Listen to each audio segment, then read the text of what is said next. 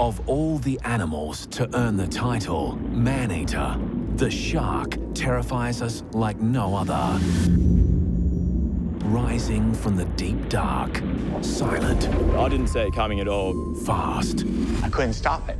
Powerful. A bit like a torpedo hitting your leg and just clamping on. Random. He got in the way of a jewfish and a shark. But shark attacks are changing. A diver has been killed by a great white shark. Hunt is underway off our coast for a killer shark. Police say there is no hope of finding a father of two alive. In 2020, 8 people were killed by sharks in Australian waters. Most years, the average is 1 person. Coincidence? Possibly not. One of the things about climate change is that it's predicted to affect the different species of sharks quite differently. Now researchers are wondering if the rules are changing. They are getting smarter and they are learning our patterns and they're just taking advantage of it. And sharks are setting the terms. They're a large marine apex predator. They're not just staying local, but they're going up to 40,000 kilometres off the east coast and west coast of Australia. These are the shark stories of 2020. Realised later that was the artery that was severed. And a reminder that we swim in their realm, not them in ours.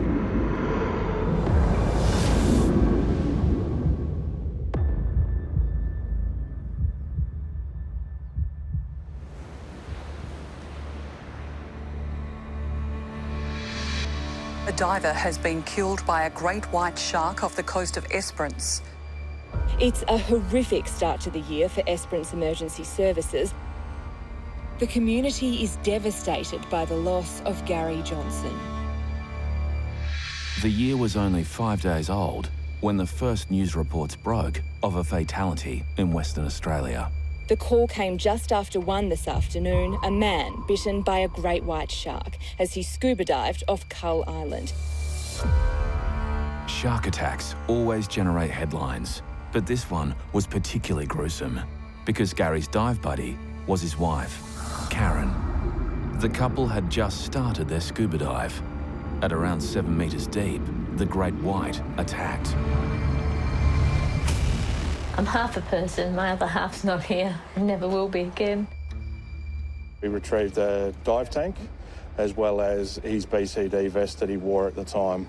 They've been damaged obviously as a result of shark attacks.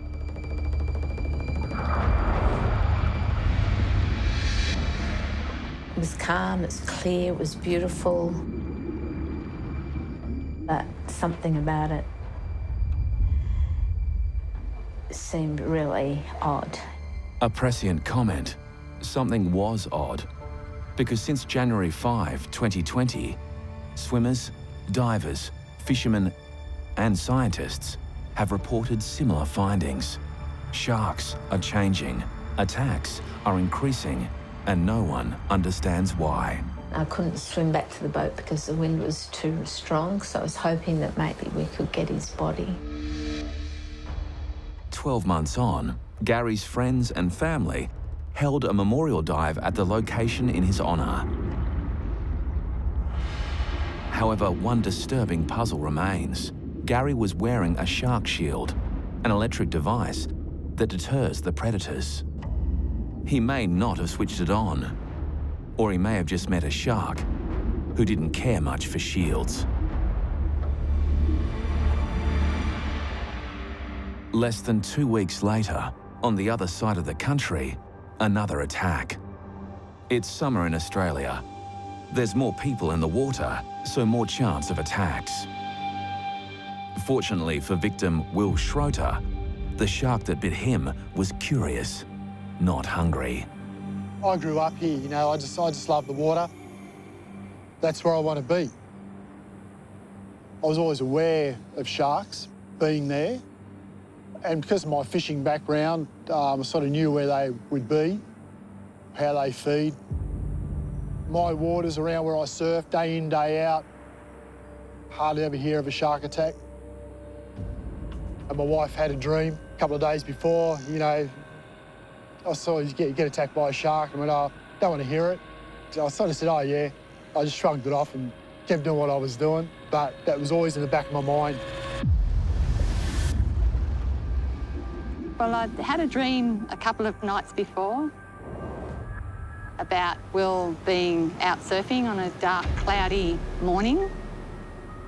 I've had dreams like that, and just a sense of dread where something bad's going to happen, and this was just one of those dreams. So he was laying on his surfboard, and I could just see the panic in his face, and then just blood all around the surfboard. I said to him, I really don't want you to go. The weather was bad, it just didn't feel right. But he said, oh, there hasn't been a shark attack here for 40 years, 50 years, it's not going to happen. He has told me since that when he got in the water, he did have this funny feeling like something was going to happen. Will and his neighbour, Peter, paddled out across the mouth of the lake to go around the breakwater at the south end of Windang Beach, heading to a spot locally known as Sharkies. It was like the last of the run-out tide, and because of the rain through the night, I knew all the marine life and that'd be getting flushed out to sea. So I was a bit more wary that day of, sharks being around.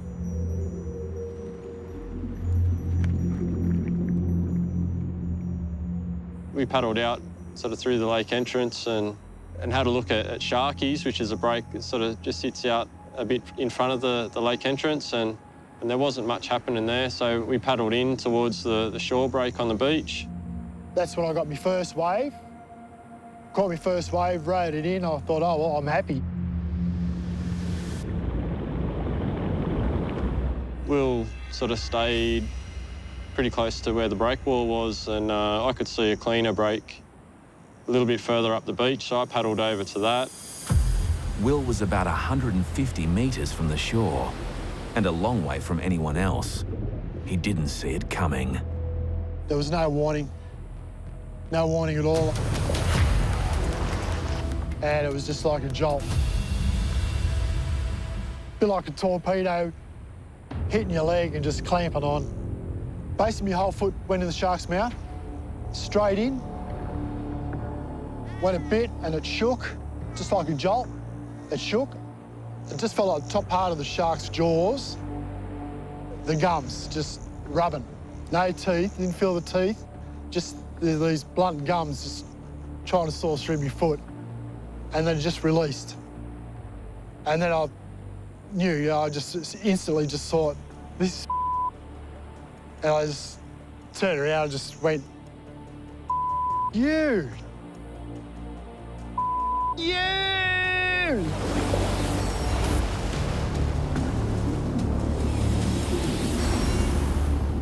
I could just hear him yelling, and I could see him sort of throwing his arms, and I'm thinking I didn't really know what he was yelling out.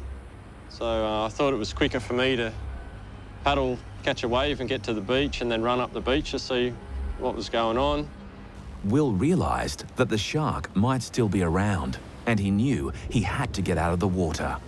I thought of the second attack. I looked out behind me, thought survival, I just got to lay it on my board, started paddling, then I was thinking, don't get excited, like fish and sharks, they like the splashing, that type of thing, so I just composed myself, just kept paddling, and then I was thinking about my foot, feeling my toes, and I could feel my small toe was curled over, and I knew something's definitely wrong there. Incredibly, Will managed to paddle 150 metres into shore. He was paddling in himself. I could see all the blood and that in the water around him, so I sort of got in a little bit and helped him out. The shark had got him pretty good. I could see when his heart was beating, it was blowing a lot of blood out. The shark had bitten Will's foot down to the bone, severing arteries and tendons. It's a long paddle in, and I could imagine how much he bled out in the water. To paddle in himself, he did a great job. Got a phone call, and it was a policewoman, and I knew what she was going to say before she even said it. She said, there's been an accident. Your husband's been bitten by a shark.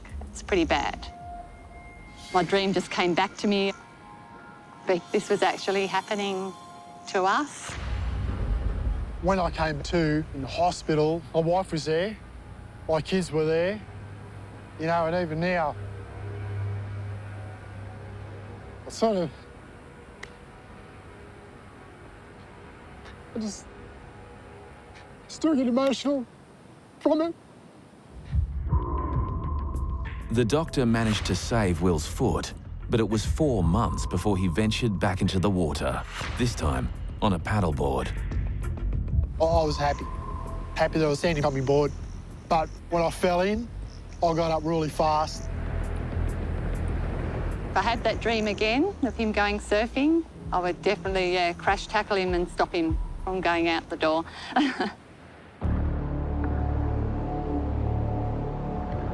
Science shows that your risk of being bitten by a shark is increased if you're swimming anywhere near a river mouth, swimming in the summer months, the warmer waters, you know, November, December, January, and also if you're swimming or surfing after a significant period of rain. Great whites, bull sharks and tiger sharks. They're responsible for the majority of shark bites along our New South Wales coast and throughout Australia as well. The one thing that sharks are very good at is being a predator. They are an exquisite predator. They've been around for about 600 million years, and so that's a lot of time to get it right. And to be honest, they haven't changed that much over that time. However, as we will discover, though primitive, sharks can learn and change behaviour.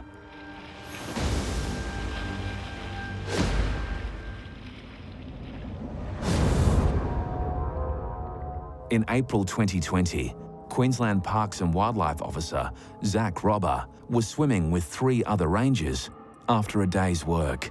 He was 1 week into his dream job. A desperate race to save a young man's life. This male person was the last person to get out of the water as he was about to get on the boat. Bitten on both his legs, his torso and his arm, Zach was flown to Gladstone Hospital but couldn't be saved.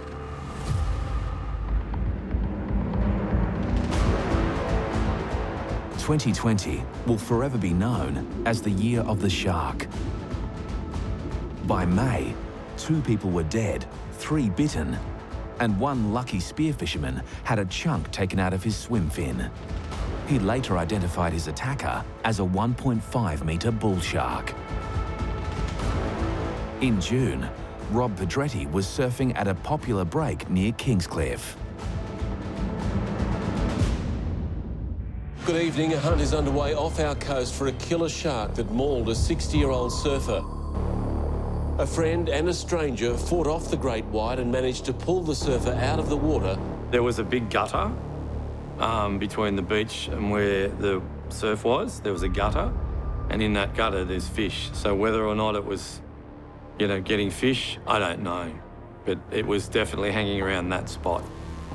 The 2 guys that brought him in said that was quite harrowing. They said paddling over the gutter was quite horrifying, and, you know, because they were trying to hang on to Rob and paddle, and the shark's still hanging around. So it was, you know, didn't bite and take off. It hung around, and these guys, all the way in, it was, you know, circling them. It's an amazing feat. You know, people say, they use the word hero a lot, and they were so humble. They said, oh, that's just what you do. After an attack, it's generally possible to move a shark away from the area. But this time was different. Yeah, I mean, as an untrained shark person, I would think that particular shark, that was their territory. They weren't moving on for anybody. There were 2 surf lifesaver jet skis out there chasing it, and it wasn't very happy with them at all. And it had no concerns whatsoever about the boat, obviously aggressive. For over an hour, that 4-metre great white held its ground. But that shark wasn't going anywhere until it wanted to leave. It was just there.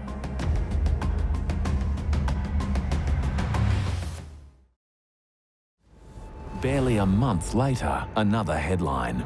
Off the stunning coast of Fraser Island, spearfisherman Matt Tratt was well used to sharing the ocean with sharks. But on July 4, he met a shark that didn't want to share.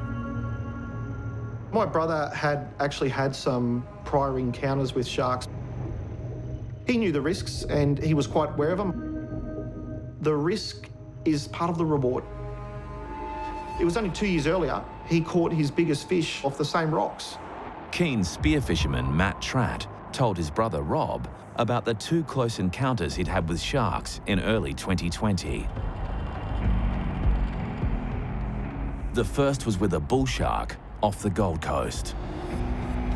He got buzzed by a bully. So buzzed by a bully means that the shark comes in, investigates you, and then just zips off. And he saw the shark coming, put the spear gun up, and when the shark was nearly at the tip of the spear gun, it zipped off. A couple of weeks later, he came close to a white shark near Caloundra in southeast Queensland. He dived down and he saw this huge shape. And he looked and he was like, wow, that's a shark. And then he was like, hang on a second. That's the biggest shark I've ever seen. So that's a white pointer. In July, Rob and Matt took their families to Fraser Island, off the coast of Queensland. We've been going to Fraser Island since I was 4 years old.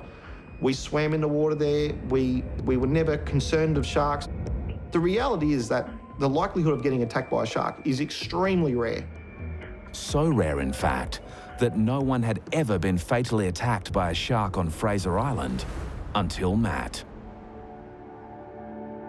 It was a perfect clear day, and Matt and Rob decided to jump off the rocks at Indian Head to go spearfishing.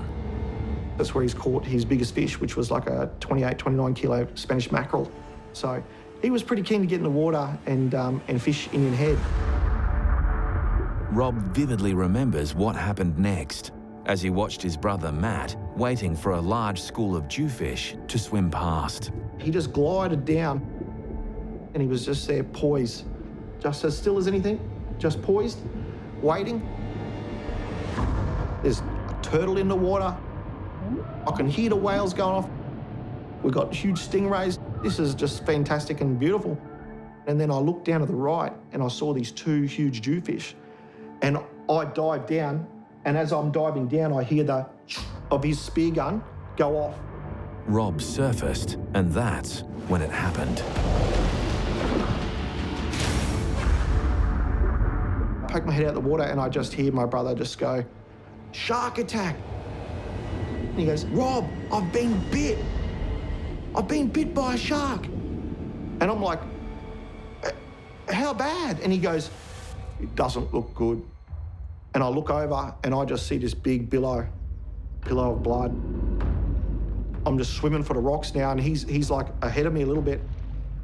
I swim around behind him and there's just blood in the water everywhere. I can't even see in the water. Like, you know, I've already tried to have a look, make sure the shark's not coming for me. And then I look back and he's just face down in the water, and I realize he's motionless.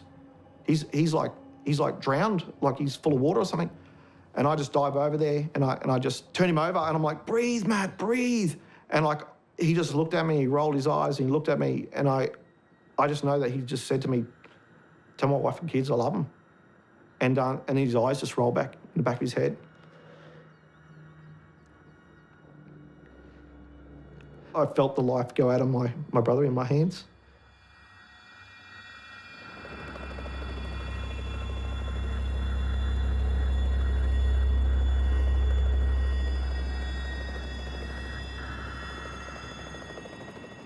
So the report came back from the coroner that it was a 2.8 metre bull shark. Bull sharks typically max out at 3 metres. After a certain size, they just start getting wider. 2.8 metres might sound small when you compare it to like a 4 metre great white, but that's a large bull shark, and they're very aggressive. So what does Rob think happened that day? He got in the way of a jewfish and a shark. You know, so it wasn't even going for him. It was going for the jewfish on the end of his spear gun. 6 months later, Rob takes comfort from a conversation Matt had with their mum just 2 weeks before his death. My mum posed the question. She said, "What will you do if a shark takes you?" And he just said to her, "I've taken plenty of fish out of water. If a shark takes me out of the water, that's the circle of life."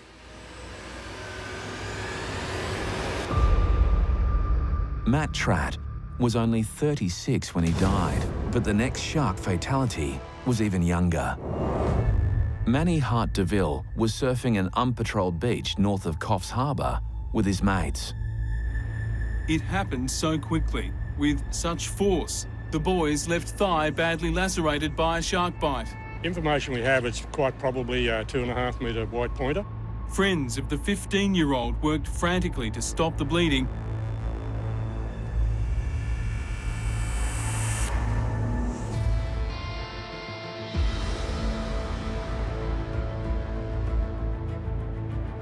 For an animal that is so feared, what's surprising is how little is known of these apex predators. But the New South Wales Department of Primary Industries' Paul Butcher is determined that sharks and people stay firmly separated. The tagging and tracking program is one of the biggest components, and we're mainly after white sharks, tiger sharks and bull sharks, so we want to get a better understanding of where these animals are moving. What we're finding is that there's always sharks along our coast, and we're catching these animals anything from 500 metres off the coast or going offshore on our deep set lines. We're also getting our bull sharks in the rivers and even Sydney Harbour, where we tag a lot of bull sharks. So what we're seeing here is all the white sharks that we've tagged on the New South Wales coast and actually where they've gone as a conglomerate group. So you can see here some moving across to New Zealand, other sharks moving over to Western Australia. Here we have a bull shark that we've spotted from the drone as part of our research program. We tag those animals and then get an understanding of where they've moved. So as you can see, not as far as the white sharks, but they're still tracking up and down the east coast of Australia. Shark tracking is one tool to help prevent shark attacks. The problem is, you can't track all sharks all the time.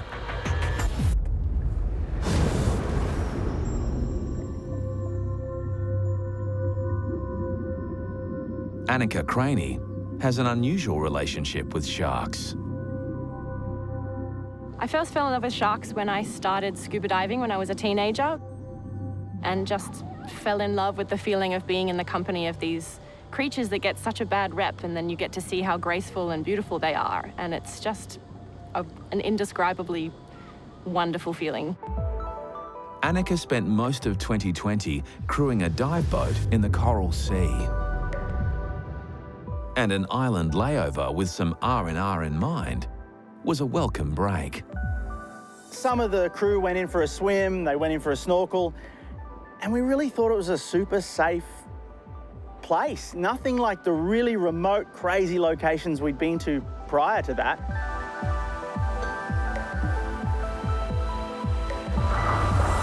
You know, we'd been swimming with sharks and whales and all this amazing sea life, and well, this was only a few miles out of Cairns, close to the coast. It felt safe. Fitzroy Island is a popular tourist haunt just off Cairns. Locals here will tell of the dangers of deadly jellyfish and crocs. It hadn't been regarded as sharky until now. We swam up the end of the beach and realised the water was too murky to enjoy it, and I just wasn't feeling easy. It just didn't feel right. Even in the really shallow water, it just didn't feel good. So we were on our way back to the boat when it happened. I saw the shark coming from the depths in front of me. I only had about 3 seconds to respond. I flipped my body around, put my fins in front of its face. It came up underneath and latched on to the lower half of my leg and threw my fin, kicked it with my other leg, saw the blood kind of fill up in the water, and I started screaming for help. I hear this blood-curdling scream. You know, Annika was screaming, "Dane, Dane, Dane!" Annika was dragged by other swimmers onto the beach at nearby Fitzroy Island. I was really lucky that I was close to shore. There was a lot of blood. That was the artery that was severed and continued to spurt when I was lying on the beach, which was why people were quite panicked that I was going to bleed out. That's when we realised, you know, we did need to rush and get to the hospital as soon as possible. She was airlifted to Cairns Base Hospital within an hour of being bitten. It wasn't until I knew she was safe in the helicopter that I was able to process all that was happening to her. And to have one of our family, one of our crew, bitten by a shark, it was a real shock to the system for all of us. So we turned the boat around, made our best speed back to Cairns, and we were pretty much by a hospital bed by that night. Never one to miss an opportunity to promote the ocean, Annika's heartfelt reaction to the bite went viral. I didn't kind of think what I was going to say. It just flooded out. I still love sharks! Sharks are beautiful! And I just screamed at them, I still love sharks! They're beautiful! And they all started laughing, and the paramedics that were carrying me into the hospital just hung their head and said, oh, that one's going to really take off. You might regret that. The shark had bitten through her ankle deep enough to leave a tooth embedded in the bone. The bite signature identified the likely culprit as a bull shark. For Annika, a permanent love bite from the creatures she adores. My perspective on sharks hasn't changed. If anything, I feel a lot more passionate about changing people's minds. You do need to be aware of the risks, but I feel very passionate about protecting them. I still love sharks! Sharks are beautiful!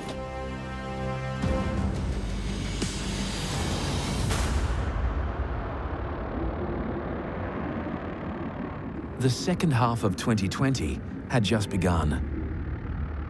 On July 17, in Tasmania, a large shark leapt out of the water and snatched a 10-year-old child out of a small open boat. The boy's father jumped into the water and the startled shark let the boy go. He survived with minor lacerations. An amazing tale to one day tell his grandkids. Also alive to tell his story, Phil Mummet, now known as the luckiest man in Dunsborough, Western Australia. Phil was out surfing the crystal waters of Bunker Bay, southwest of Perth, when he was attacked by a 5-metre great white. Bunker Bay is probably one of the most beautiful spots in the world, I would say. Big sweeping bay and nice clear water. I've been coming down here pretty much all my life. And just like any other day, Phil paddled out to his favourite break. Yeah, it was some good swell coming through. I was probably out for maybe half an hour or so. Had got a few good waves and kind of gone a bit flat, so I was killing time waiting for the next waves to come, but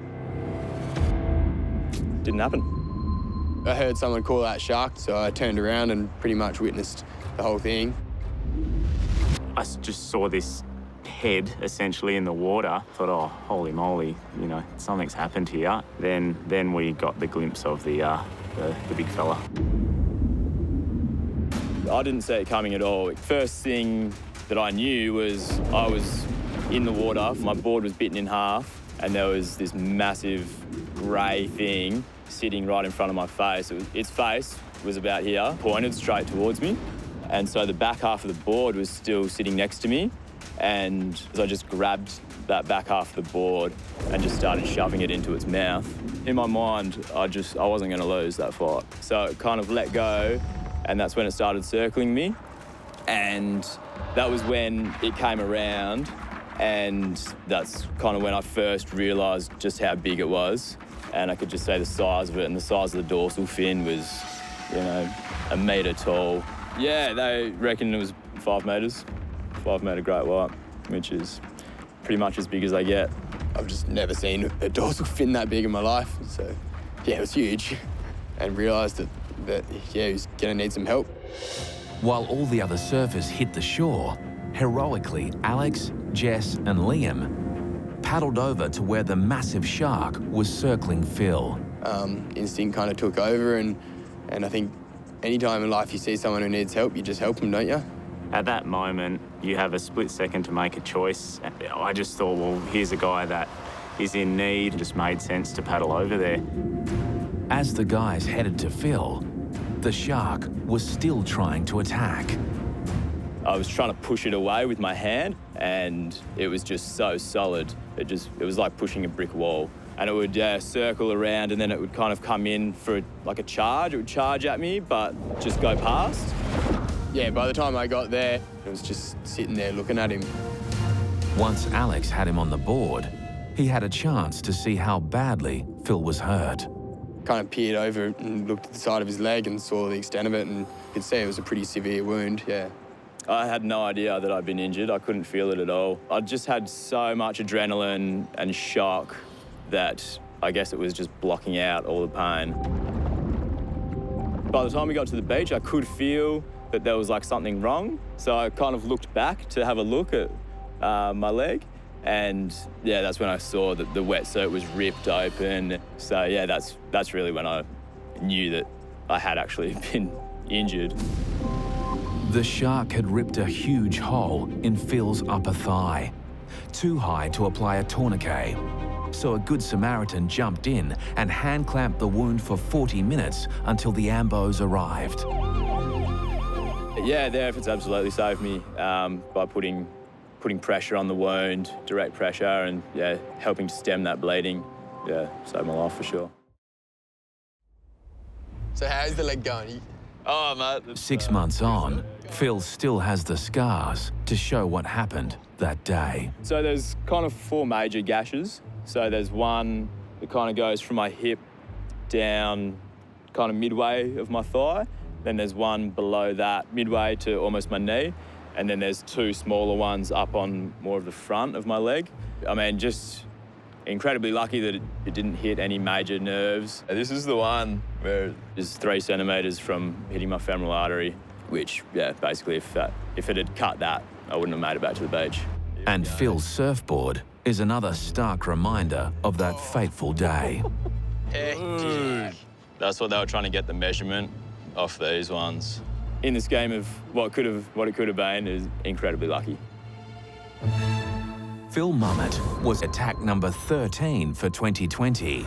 Number 14, Chantel Doyle, also survived a bite at Shelley Beach, Port Macquarie, only after her husband jumped on the back of the shark as it attacked her. A 35-year-old woman, the latest surfer to fall victim to a great white. Lurking in the pristine waters, a juvenile great white shark. Around 9:30, it attacked. Her husband leapt into action. He jumped on the shark's back, punching the predator repeatedly until it let go. That brave, selfless act probably saved her life.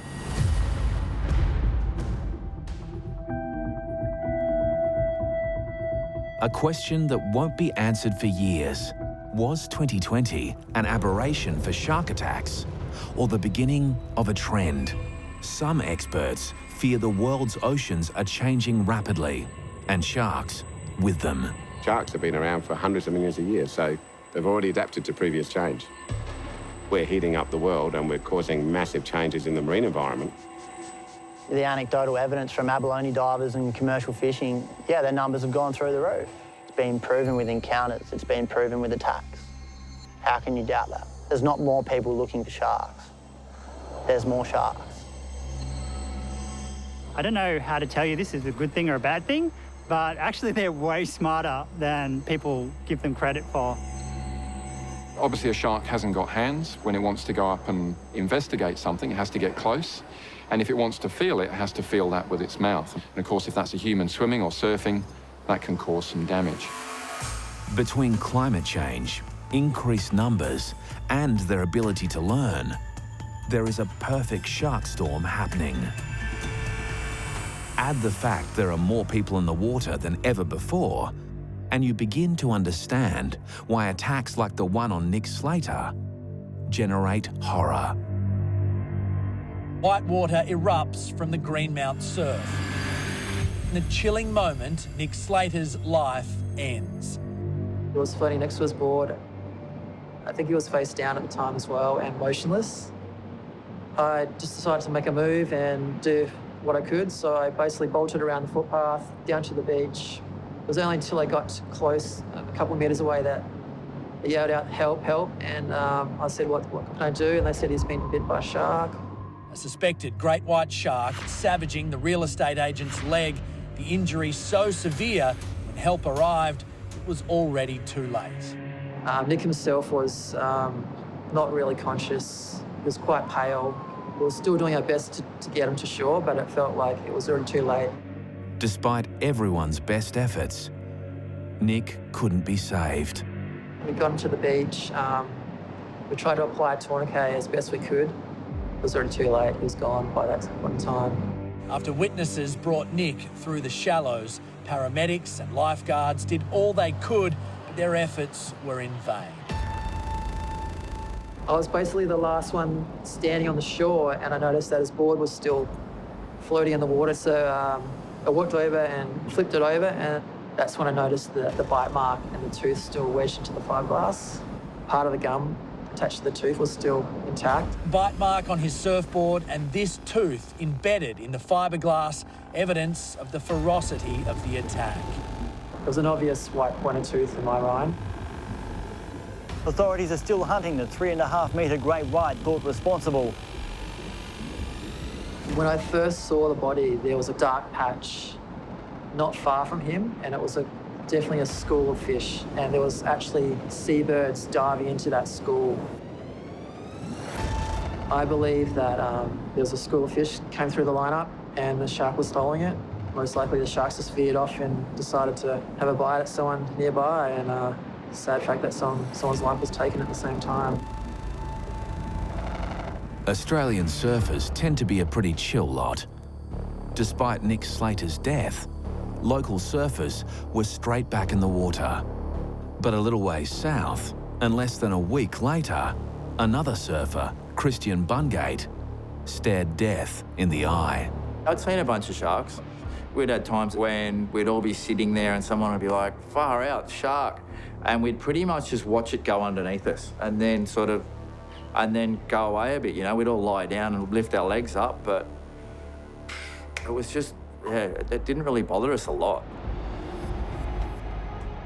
But that all changed one day at Cabarita Beach in northern New South Wales. It was a beautiful day, the sun was out, waves were really fun. Couldn't have been a better afternoon, really. Christian was on his foil board, about 100 metres off the shore. So the foil board's a little bit different than a normal short board. It's got a mast on it that's usually about 700 millimetres long. And it's got a front wing and it's got a back wing. So if you look at it, it looks a bit fishy or it looks a bit stingray-ish. So, you know, for that reason, the shark might come in and have a closer look. And that's exactly what happened. Been out in the water for about an hour. I'd had some really good waves and we were just sort of paddling back out. The shark came up next to me and I was lying down and I just kicked it as hard as I could to the side of me. Just kicked it. It was a great white and it was about 4 metres long and I reckon it was about 800 millimetres across. This fully grown white shark would have weighed around 1,000 kilos. So I just kicked it as hard as I could. It just turned left into my foil and just knocked me off my foil, and I ended up being on top of the thing. I was straddling, I was like on a horse, but I was on the top of the bloody shark. Just for a brief instant before it took off. So this is actually the water surface where the board is, and the shark was obviously trying to come back in through to get me because I was behind this. My foil and my board were over in front of me, and it probably saved my life. Because if I didn't have that mast and the wing, it would have just come back at me and taken my stomach out. The encounter left a deep impression on Christian and on his board. It came back and bit into the foil. So there's like a tooth in the front wing, yeah. My mates give me heaps of grief for riding one of these too, but now I'm blessed. I'm pretty happy with it.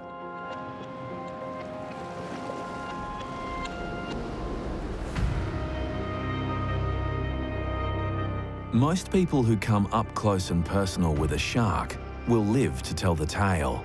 Whether they go back in the water again is another story. By September 2020, 6 fatalities had already occurred, and summer was yet to start.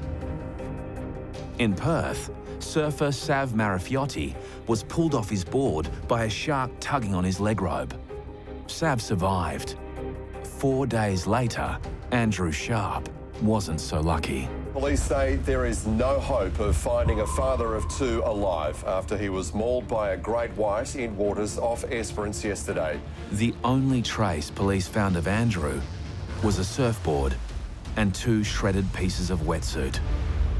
Andrea Hearn and her son were at the beach the day Andrew Sharp was taken by that shark, and her partner Peter was in the lineup. So Pete went out for a surf, and my son and I were in the water swimming, and it was about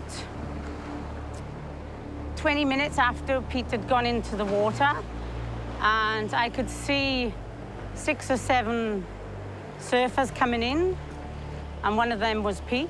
And it was very unusual because normally when you go out for a surf, you're out there for over an hour, a lot longer than 20 minutes. And they're all coming in on the same wave, and nothing had changed. Andrea suddenly realised what was going on when she heard another surfer calling out. So he was just yelling, "Shark, shark, get in, shark, shark." We looked out to the ocean and you could see a couple of guys still in the water, and you could see something big was in the water and you could see it thrashing. For the watchers on the beach, there was an horrific sense of disbelief. It was like it wasn't happening, it wasn't real life. So we were looking out to the ocean, and where we saw the splashing, you know, you could actually see the fin. It was very big. It wasn't a small shark, that's for sure. The 2 other guys came in, and you could then see Sharpie's board just floating in the water, and then the shark was still splashing around, and it was a very, I guess, surreal sight. The beach was very somber. Everybody was just shocked, and because no one could do anything. But nobody wanted to leave. There was a lot of hope on that beach that day. When the police came and the emergency services, I think that's when everybody realised that, you know, it wasn't much we could do. Sadly, Andrew's body was never found.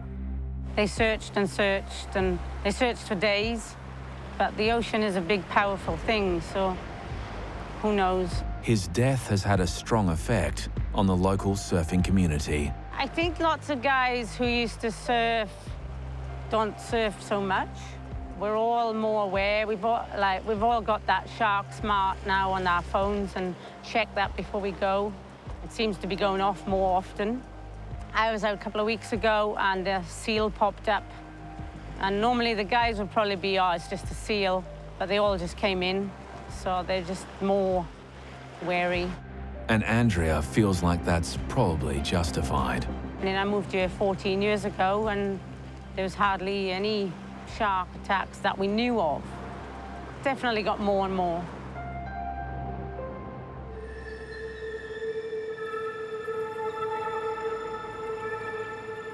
Oh, it's beautiful here. It's very tropical, beautiful beaches. The reefs are absolutely stunning. I've been spearfishing now for 50 years. I have had close calls with sharks before, but it hasn't been too many incidents and a shark get as close to me as here. Australia's Great Barrier Reef is one of the world's premier dive hotspots, normally safe and serene. But in October 2020, spear fisherman Rick Bachua learnt the reef's stunning looks can be deceiving. Oh, I started spearfishing when I was about 9, and I decided to go in the Navy as a Navy diver at 17. I was the youngest Navy diver when I became a Navy diver. I stayed in Navy for over 30 years, and when I retired, I was the oldest Navy diver, so it was a good career. Yeah, every time I went somewhere to do a Navy job underwater, I got to take a spear gun, so I literally spearfished all around the world. Eventually, love lured him to Australia. What brought me to northern Queensland is I married an Aussie girl, and she asked if I would move to Australia, and I said as long as I get to pick the spot, so I picked this location based on spearfishing. I typically dive 60 to 100 days a year. I'm out on the reef quite a bit. On one of those trips out to the reef, Rick saved the life of his close friend and fellow diver, Glenn, when he was savagely attacked by a bull shark. Felt like I got hit by a freight train. I was violently shaken like a rag doll. I did not see the shark coming. All I felt was a massive amount of pressure and power shift me from my leg, and I just knew that, I was being attacked by a shark.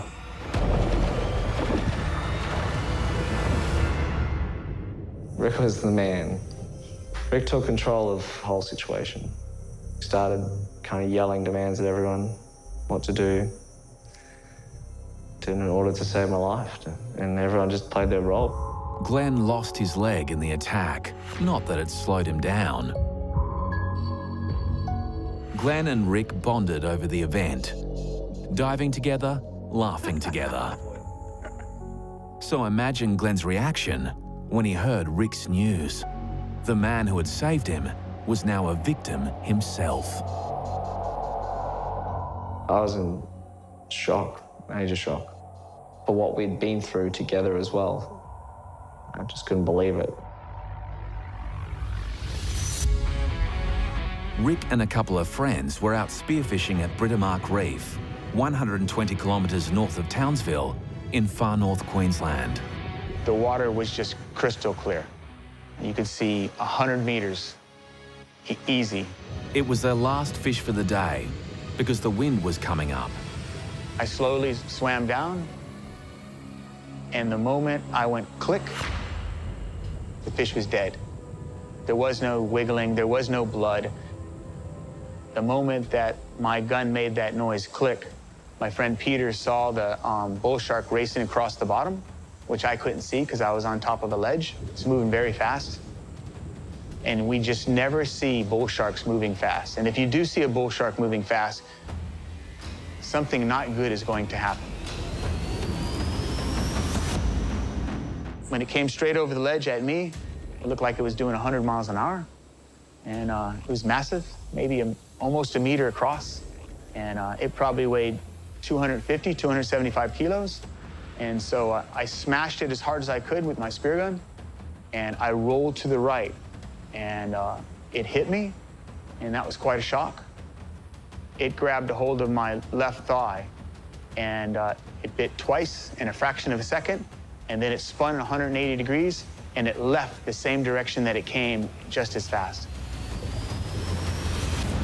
And then this envelope of red blood started coming around me. Then the military kicked in and just get out of the water as quickly and as calmly as you can. Rick managed to make it back to the boat and haul himself in, with his friend Peter close behind. But he knew he didn't have long. I said very calmly, 3 minutes, Pete. And he said, 3 minutes for what, Rick? I said, 3 minutes to save my life. Take your weight belt off and put it on my thigh and get it as tight as you can. Luckily, a much faster boat was nearby with a doctor on board, but it took an hour and a half to get Rick back to shore, and he almost didn't make it. I was pulseless, not breathing, and had no blood in me by the time I got back. At Townsville Hospital, Rick was operated on immediately and put into an induced coma for 4 days. First thing I remember seeing was daylight. That was special. And then I reached down to feel my leg, and my wife, who was right to my left side of me, said, you still have your leg. That was even more special. I spoke to my wife, and she said, what happened? My answer was, it was so fast, I couldn't stop it. And I've been a waterman all my life, and I never thought I would be in that position. It just can't be stopped. It can't be prevented. If a full-grown bull shark is lit up and wants to attack, it's going to attack anything it wants. You cannot stop it. Rick is convinced shark behaviour is changing. Sharks are learning a pattern that noise, maybe the noise of a boat, will bring them to a feed. Maybe the noise of a spear gun will bring them to a feed. So they are getting smarter and they are learning our patterns and they're just taking advantage of it.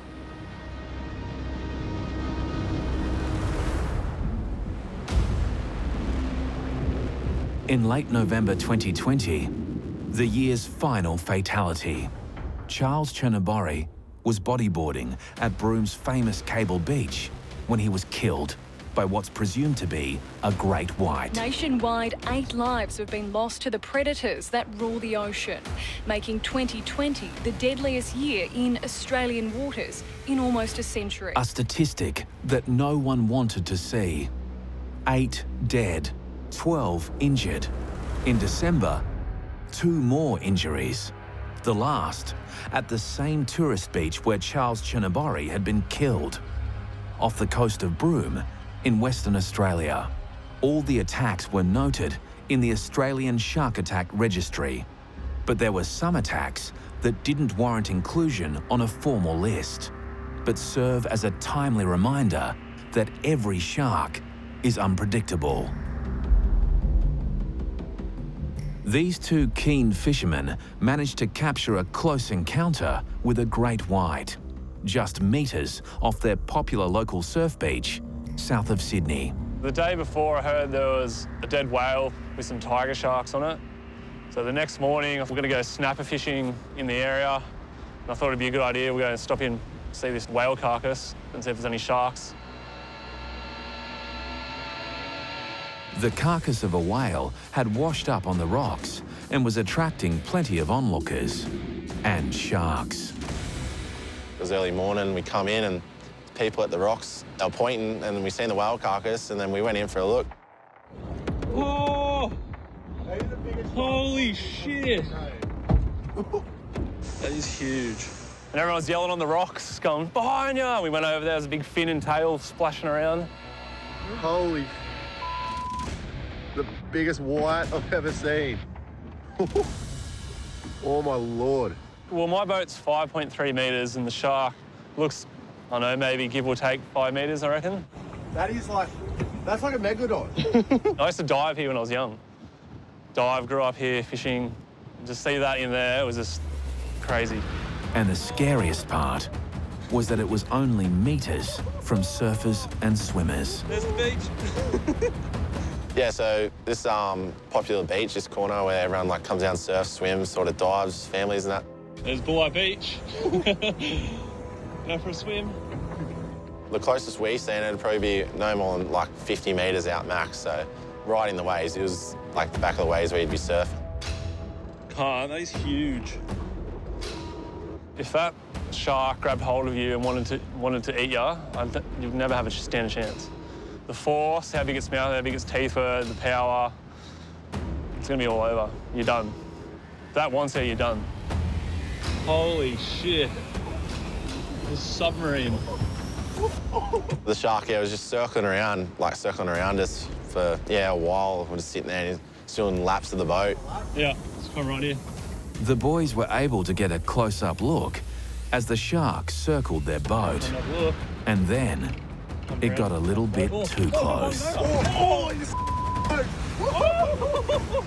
Come under the motor and then out of nowhere it's just sort of gone boom, shook us all on the boat. Jake started screaming out, ah!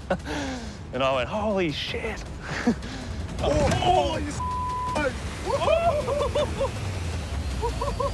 then it sort of come around, thrashed its tail a bit and then sort of just disappeared for a moment. And it was just, the power of it even just shaking the whole boat when it grabbed the motor was just intense. Intense, like the power. I couldn't imagine being in the water that grabbed hold of you. You just have no chance. He's a dinosaur. For Joel and Jake, the confrontation has been an eye-opener. Yeah, it was a once-in-a-lifetime event for me. I've been waiting years and years and years to see one and then finally see one, and one that big, and the location where it was and the whole event, the whale carcass. It was just awesome. Boys, come back to the boat. The big white point is the pinnacle of sharks, I think.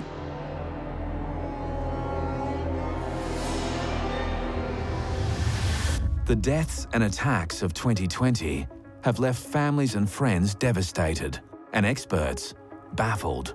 In other times, calls would be made for wholesale catching and culling of sharks. These days, we have a better understanding of the animals and the technology to help keep people and predators apart. One of the key strategies is drone surveillance on beaches.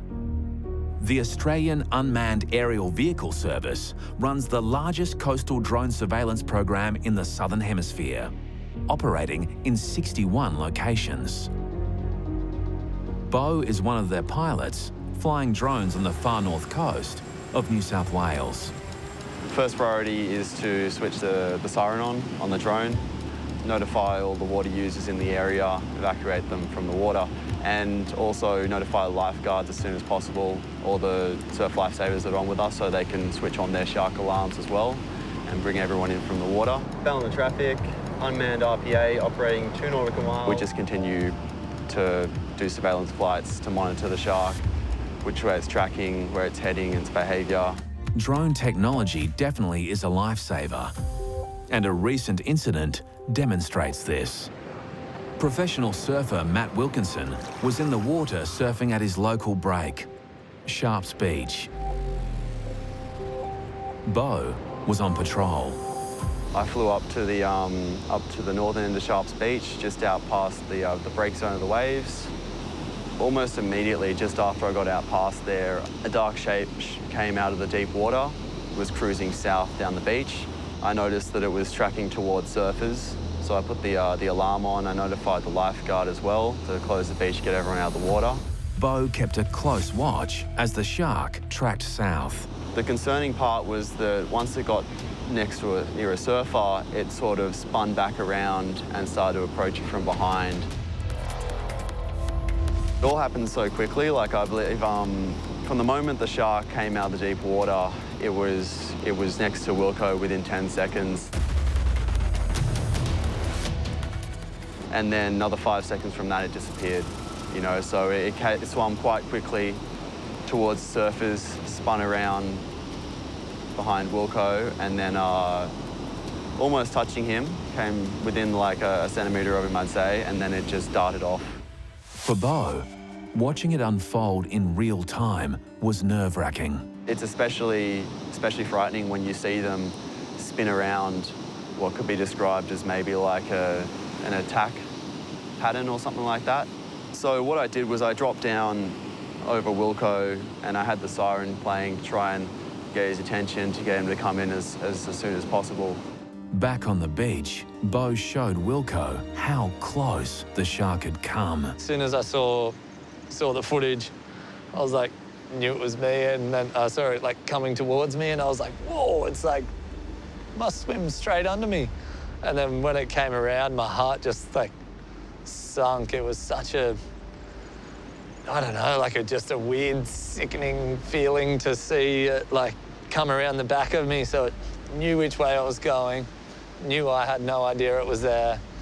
I don't know whether it changed its mind on the way up or whether it was always just having a look. Over the years, I have seen a lot of sharks, and obviously some have freaked me out, some have seemed like they're just cruising and I've felt comfortable, but it is a bit weird that the one that I didn't see was the closest and has kind of hit me the hardest, and yeah, I guess it'll stay with me for a long time. Drones are now an integral part of the arsenal to keep Australian beaches safe.